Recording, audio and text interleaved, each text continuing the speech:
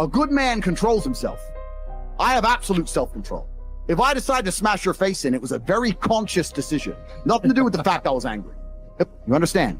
Emotional control is absolutely and utterly important as a man. Now, I'm not saying become a stoic dork, have no personality, be a boring. I'm not saying that.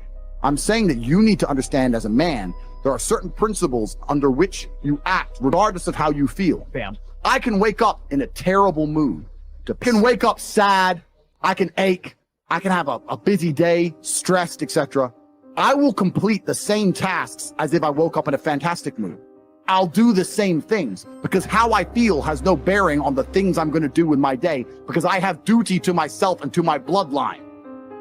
So a lot of you guys out here are acting like fools because you feel like acting like fools. And what I'm going to say to you is, because you think there's something wrong with you, you go, well, I lack motivation. You hear this one? I don't have the motivation to go to the gym. Well, here's the news flash. Neither did I. And I still did it. So now what are you going to say? Now you have no excuse, right? Oh, you're scared to get in the ring. So was I. I still did it. Scared to get in the cage. So was I. I still did it. Being a man isn't about not feeling things. It's about acting the way you're supposed to act, regardless of how you feel. Life as a man is exceptionally difficult. I say the most beautiful and the most terrifying thing about being a man is you're born without value. Society doesn't care about you. You're only going to be cared about based on how useful you are. You have the chance to build yourself up and become a superhero if you're prepared to do the hard work and be indefatigable enough to never quit. But if you're going to stand around and wait for a handout, nobody's going to ever respect you. I think that a lot of people have forgotten about how difficult and how competitive it is as a man. We're always in constant competition with each other. And it's your duty as a man to stand up and say, I want to be as important and strong and good-hearted and God-fearing as possible. And I need to work hard to achieve those things. Being a man isn't about not feeling things. It's about acting the way you're supposed to act, regardless of how you feel. And I'm tired of hearing guys message about how they feel. I don't feel motivated. I don't feel. Feel. Leave the feelings to the girls, right? That's what they do. We act. We're men of action. We get things done. So the world got built. All of it. All the men who built the skyscrapers felt scared. They did it anyway. You need to become a man of action. Stop worrying about how you feel and start worrying about what you're supposed to be doing. Let's talk about the grand illusion. The one they sell you from the moment you wake up to the moment you go to sleep. The idea that your feelings are sacred. They tell you to trust your gut, to follow your heart. They build an entire world around making you feel good, making you comfortable. They say, if it feels bad, don't do it. They say, I'm not in the mood. This is the language of a slave.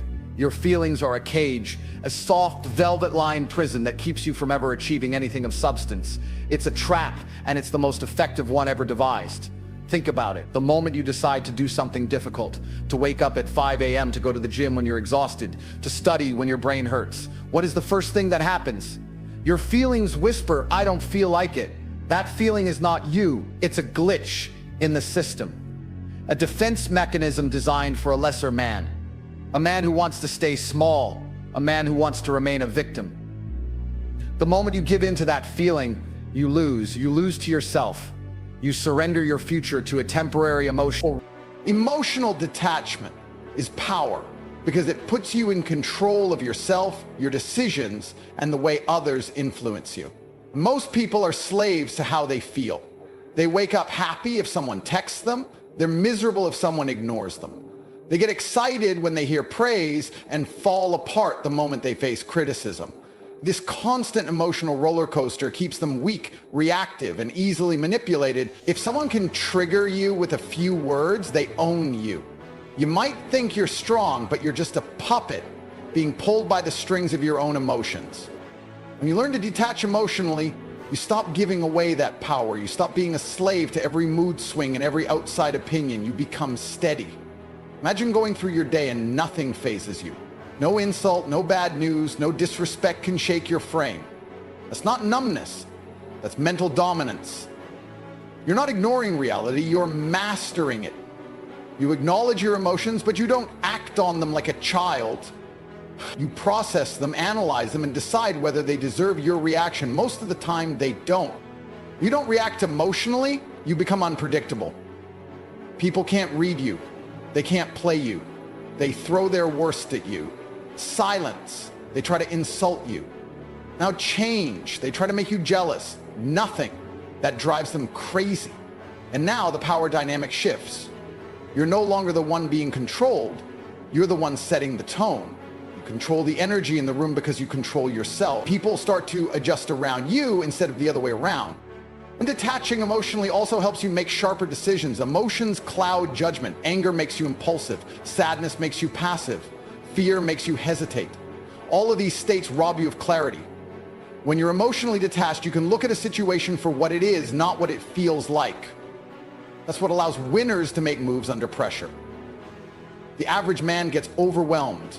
The disciplined man keeps thinking clearly while everyone else is panicking. That's how he comes out on top. It doesn't mean you never feel anything. It means your feelings don't sit in the driver's seat. You can feel hurt, but you still move forward. You can feel anger, but you don't explode. You can feel disappointment, but you don't quit. Your emotions become tools, not chains. And that shift is what separates people who lead from people who follow. Most of society is emotionally addicted. Addicted to approval, addicted to drama, addicted to being seen, heard, validated. And this addiction is weakness, plain and simple. It's the reason people stay stuck in toxic relationships. It's the reason they let failure break them. It's the reason they can't handle rejection. They let emotions decide their actions, and the world chews them up for it. You, on the other hand, choose detachment. You choose to keep your emotions in check so you can focus on what matters. Your vision, your goals, your evolution. You can be in the middle of chaos and still stay focused. That kind of man or woman is rare. And rare equals valuable. You don't get swayed by noise. You don't chase approval. You don't need everyone to like you. You're not cold, you're controlled. And in a world full of emotional instability, that makes you unstoppable. Control as perception means how you appear to others becomes their reality. People don't know what you feel inside unless you show them. They don't see your insecurities unless you project them. You could be breaking down internally, full of doubt, anxiety, fear. But if your exterior remains composed, focused, and unbothered, that's what the world believes. That's the power of perception. It's not about lying to others. It's about mastering yourself to the point where you decide what version of you people get to see. People are visual. They react to what they see, not what's hidden inside. If you act like you're in control, even when things aren't perfect, others will treat you with respect. They'll assume you know what you're doing. They'll believe you've got it figured out. This doesn't mean you fake everything. It means you don't hand your emotions to the outside world on a silver platter. You don't walk around like an open wound. You walk like a fortress, calm, unreadable, intentional. That level of control makes you dangerous. Not because you're a threat to others, but because you can't be manipulated easily. People who know how to push your buttons will stop trying when they realize those buttons don't work anymore. That guy trying to get under your skin with passive-aggressive comments, he loses all his power when you don't flinch. The moment you get angry, raise your voice, or defend yourself emotionally, you've already lost. You've shown your hand. But if you just stare, smile slightly, and move on like it didn't even register, now he's wondering what you're thinking. That's real power. Control is about training your mind to act with intention, not reaction. The average person is reactive. Someone says something insulting, they react. Someone disagrees with them, they feel attacked. Something goes wrong, they panic. And this is why average people stay average. They're predictable. They live in reaction mode. Their emotions are on display, and because of that, they're easy to manipulate, easy to read, and easy to break. Now imagine the opposite. Imagine someone insults you in front of a crowd and you smile like you didn't even hear it. They expect a reaction. They want one. But you don't give it to them. You just carry on. Now everyone watching thinks two things. One, you're in complete control of your emotions, and two, you're too important to care. That kind of response doesn't make you look weak. It makes you look untouchable. And untouchable is the highest form of respect. Perception shapes your opportunities, relationships, and outcomes. In a room full of competitors, the one who appears most in control commands the room. You win the game, not by being the loudest or the strongest, but by being the one who looks like nothing touches him. People will talk. Situations will test you. Emotions will try to erupt. But the ones who master the art of perception, who carry themselves like warriors even when the battle is inside, that's who the world respects. And respect is leverage. It opens doors, earns loyalty, and crushes doubt before it even starts. The perception of control is often more powerful than control itself, and once you master that, you become the kind of person who bends the world, not the one who bends under it.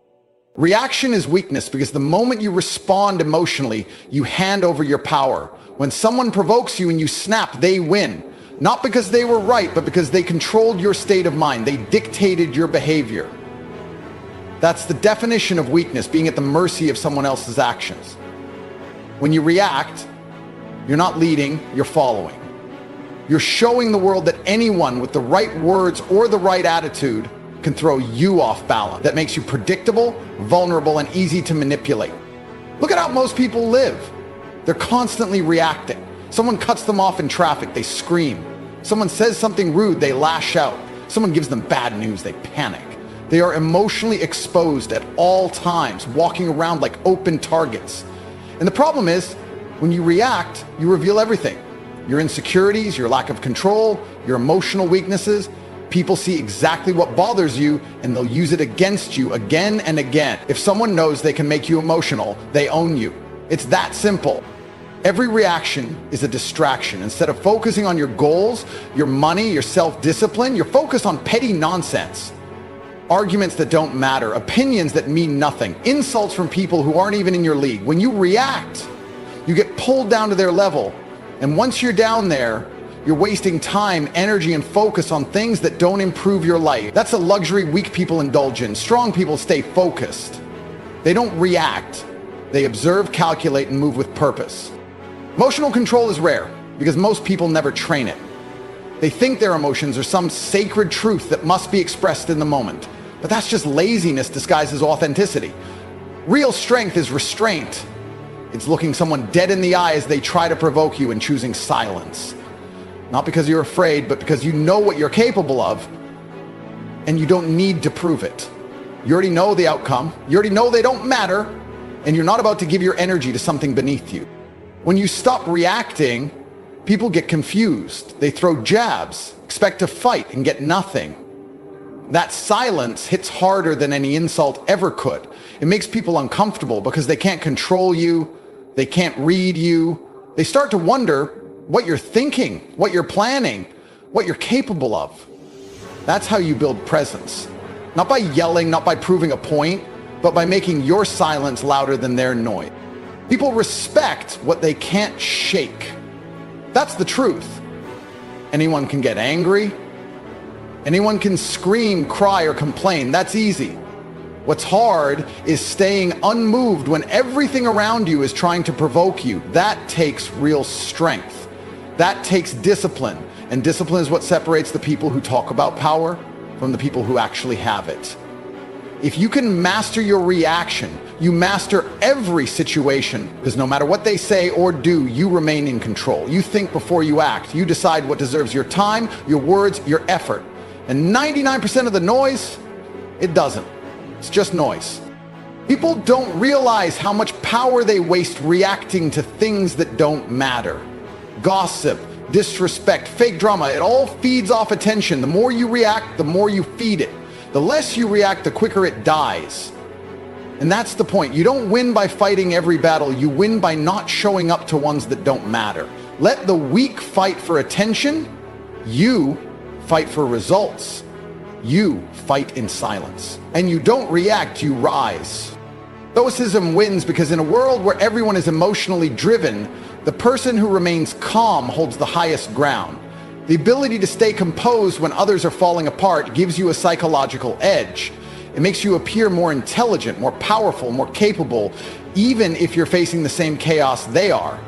The person who doesn't show panic is the one people look to for leadership. He's the one who others want to follow, trust, and emulate. When you don't let your emotions take over, you see things clearer, think faster, and act smarter.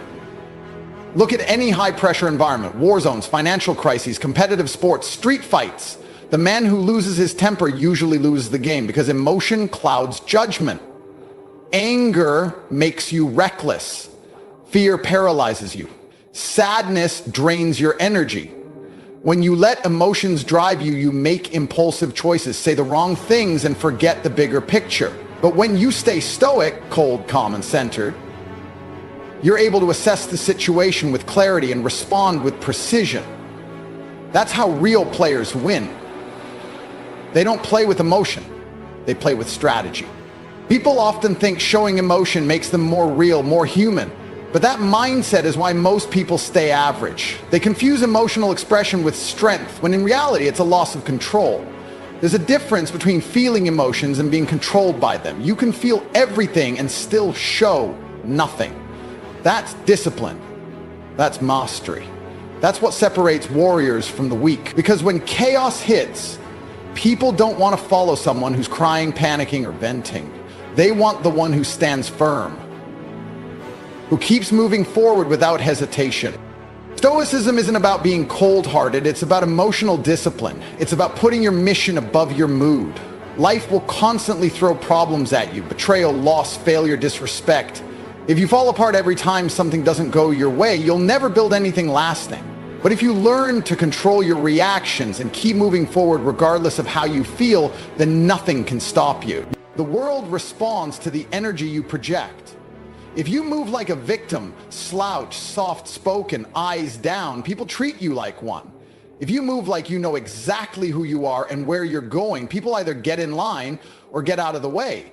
Your energy tells people how to treat you before you open your mouth. It either says, "I'm in control," or it says, "I'm hoping you'll accept me." One of those creates respect. The other invites disrespect. Protecting your energy means controlling your reactions, your attention, and your environment. You don't engage in pointless arguments. You don't chase approval. You don't hang around people who drain you. You're intentional about what you allow in your space. That intention builds strength. It sharpens your focus. It creates a gravity around you that others can feel.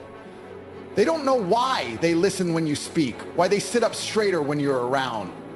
But they do, because your energy set the tone. Not your words, not your resume, just your presence. That's why energy is influence. People follow confidence, they follow strength, they follow certainty. And those things are communicated not just through what you say, but through how you exist. Your